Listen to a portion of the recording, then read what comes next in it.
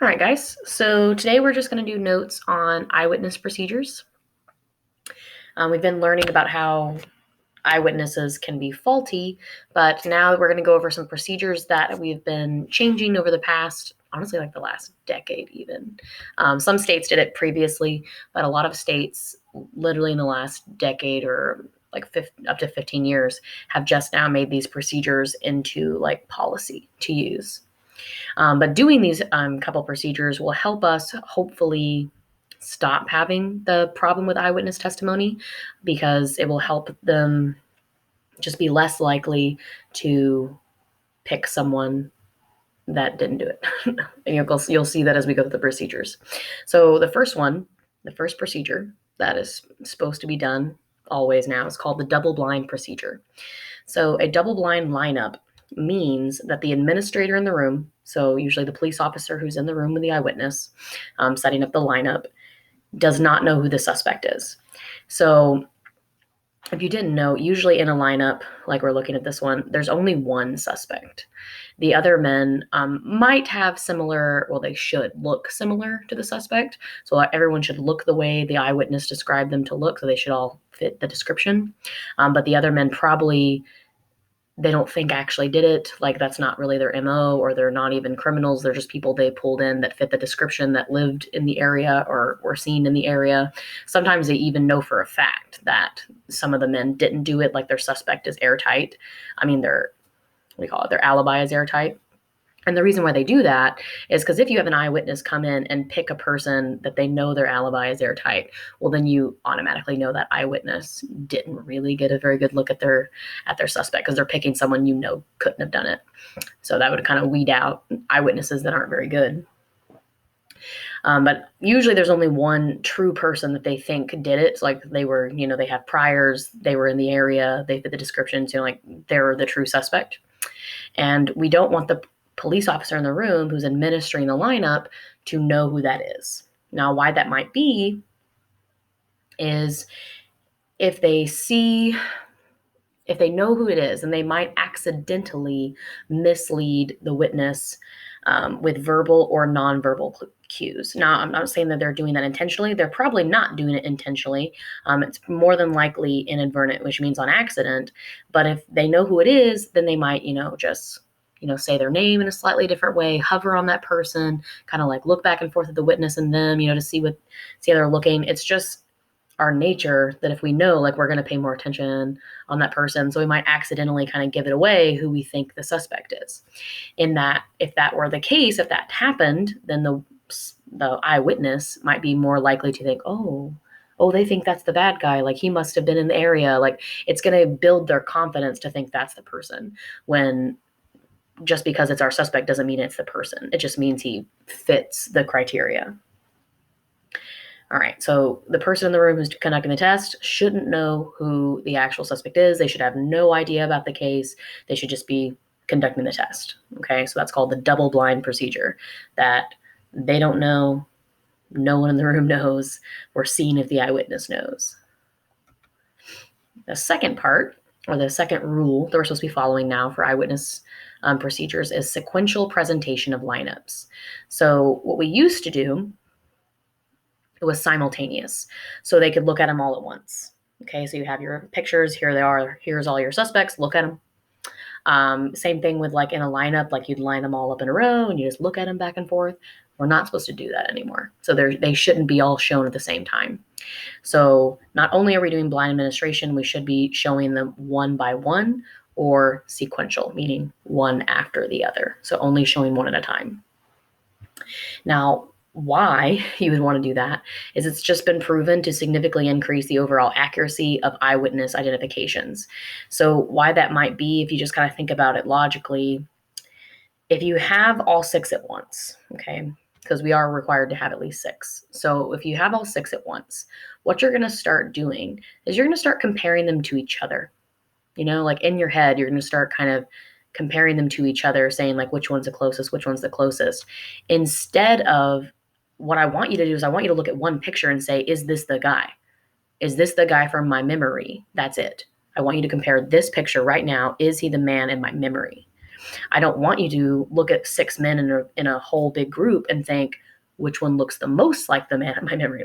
Most doesn't matter.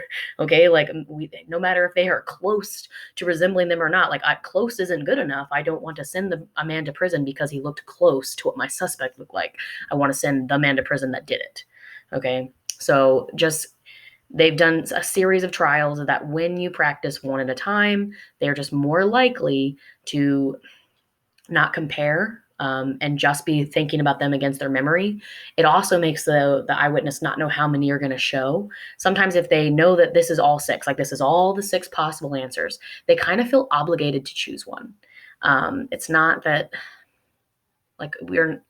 it's not that they mean to choose the wrong person or they're trying to send the wrong person to prison. It's just when you have been the victim of a terrible crime and now you're presented with 6 people, you want a person to be in there to be the person who did this to you because you want to seek justice.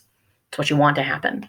So if you're shown all 6, like you're thinking, which one is it? Which one of these 6 men did it to me? Because I want, like you want it to be over. You want to find the person. You want to have that kind of validation.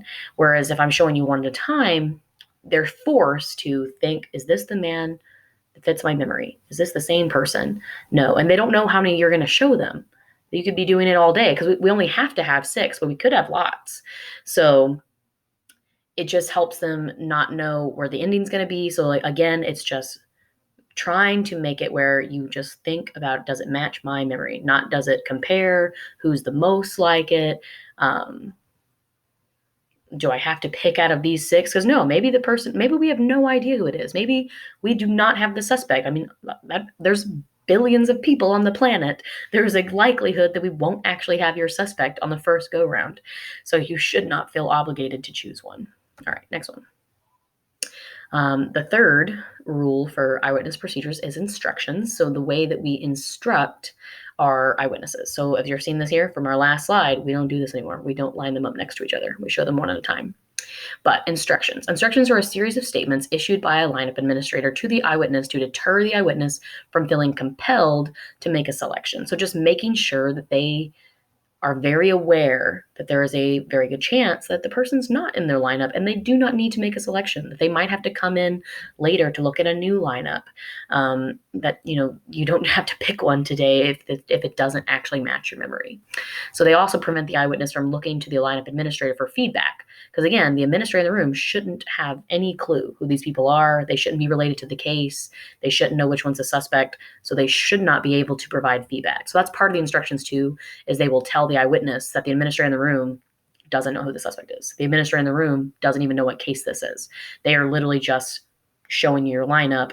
They are not going to be able to give you any kind of feedback to like, yes, you got it right, or anything like that. They should not be boosting the witness's confidence, because we could be accidentally boosting a witness's confidence who was wrong about their memory. So, example, one of the recommended instructions includes a directive that the suspect may or may not be present in the lineup. So it's just a series of things that the lineup administrator who's in the room has to say in order. The fourth procedure that we are supposed to be following is composing the lineup. So if you were looking at some of your Innocence Project cases, or you look at some of our things, or I guess if you're virtual, you probably don't get a chat with anyone. You'll get to see the kind of a breakdown of our examples from class, because we're going to like make this chart of people's breakdown of what they discovered from the little Innocence Project we did on Friday.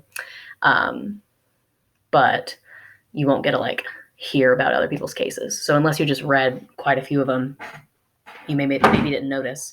But in a lot of their cases, there was eyewitness procedure issues. One of the ones that I find to be pretty common when I read through those Innocence Project cases is the lineup is totally messed up, meaning that suspect photographs should be selected that do not bring unreasonable attention to the suspect. Non-suspect photographs and or live lineup members, so if they're in live in front of the witness or they're on photographs, either way, they should be selected based on their resemblance to the description provided by the eyewitness, as opposed to the resemblance to the police's suspect. That would kind of seem obvious, but it was not followed until this was put into strict rules.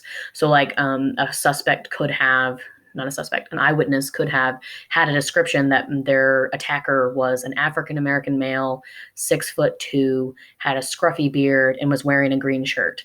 And then the only person that they put in the lineup, there'd be one person that fit that description. That was an African male, that was tall, that had a green shirt on, that had a beard. And then every other person wouldn't fit the description. So then what is the eyewitness to do but to focus in on that one person that fit what they thought and think, is this the guy? Is this the guy? And I'm not sure how much I've said this or how much y'all have heard it from videos. I know I've said it in class a lot, but y'all weren't there.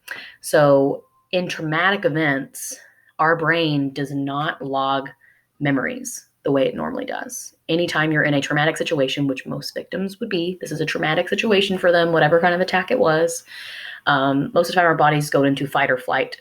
So fight or flight is when you have this big rush of hormones. You shut down things in your body that are unimportant because your body's only goal at that point is to live, is to get away. So one of the things that shut down is your hippocampus and your amygdala, which are two important pieces in your brain that store memories correctly or for long term. So it's not being stored correctly, these traumatic memories. And as the person comes in and they see a lineup and only one man fits their description, like let's say this was their description, tall, had glasses, had a goatee and a beard. But there's literally only one other person that has a beard. And maybe this person was thin, this person is not. So you're like, that's literally our only suspect that fits it. So now they're going to zero in on them and they're going to think, is it? And since their traumatic memory is it's not saved very well, they could very easily manipulate their malleable memory and put this guy's face into it. Just literally swap faces. When you don't know a stranger very well, it's very easy to change a memory like that. I know that it's weird to believe because I think most of us think our memories save. We think that we remember things, but in reality, we don't remember as well as we think we do. So anyways, in your lineup, you are only supposed to have people that look alike. And not only should they look alike, they should look like the eyewitness said they did. So if they said they were brunette with a beard, like medium build, like all those things, like then every single person in the lineup should look like that. You shouldn't pick anyone else because that's going to draw unreasonable attention to the people who do look like that. It's going to bring more attention to them. So everyone should look similar. That's the point of the lineup. All right, confidence statements. So the last two rules that are supposed to be done for eyewitness procedures is you are to have a confidence statement, which means that right after the lineup procedure, so right after they've looked at photos or right after they've looked at people in person, the eyewitness should provide a statement in his or her own words, that articulates the level of confidence that he or she has in the identification they just made. So this is something they could use in court. So they would go and they say, I thought that number 3 in the third picture I saw was the closest to my description. It was kind of dark that night, but I do think that he matches in my head, in my memory.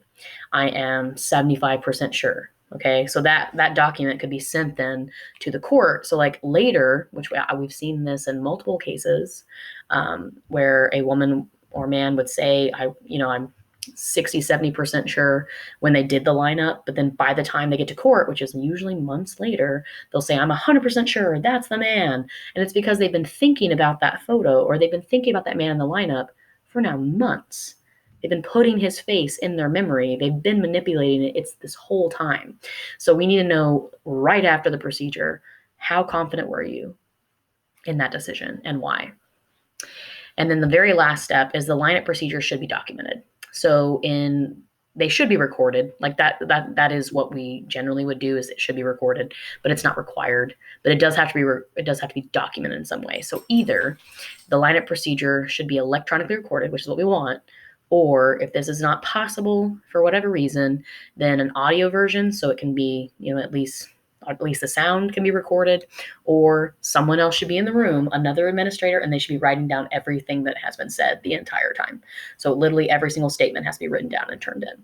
So the best would be just all around being recorded, what's being seen and heard. If we can't do that, then at least what's been heard or it's been written down completely.